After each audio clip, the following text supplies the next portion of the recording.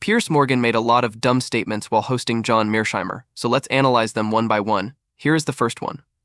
I mean, doesn't that slightly fly in the face of what you've just argued, though, which is that if you have a nuclear power like Russia, and you have nuclear powers like America, and they've been helping Ukraine with their weaponry and so on, you have UK nuclear power, French nuclear power, why would they do that? If, as you say, if the ownership of nuclear weapons is the ultimate deterrent, why would Russia decide to risk a nuclear war with NATO, for example, if they did this? Because NATO would surely feel an absolute moral compulsion to respond in that eventuality.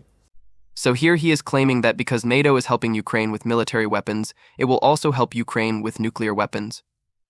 But the problem with this statement is that by supplying military weapons to Ukraine, NATO is not directly attacking Russia, but in case of nuclear weapon, NATO will have to get directly involved in the conflict, which in return will provoke Russia to use more force against NATO. The story would have been different if Ukraine had nukes, but that is not the case.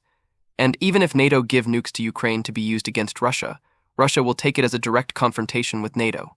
I understand that, but if a nuclear power like Russia can simply use its nuclear weapons with impunity and other nuclear powers do not respond, then the nuclear deterrent collapses, doesn't it? Because they've just ignored it. So the problem with this statement is that if United States have nuclear weapons, it only provides deterrence for United States or NATO countries. It does not provide deterrence for Ukraine or Austria. Similarly, Russia having nukes only provide deterrence for Russia and its allies. So the question now became, would United States use nukes to protect Ukraine even though it has not such treaty with Ukraine? The answer is probably no, because that favor is too big of a risk for United States national security. May be in charge at the time.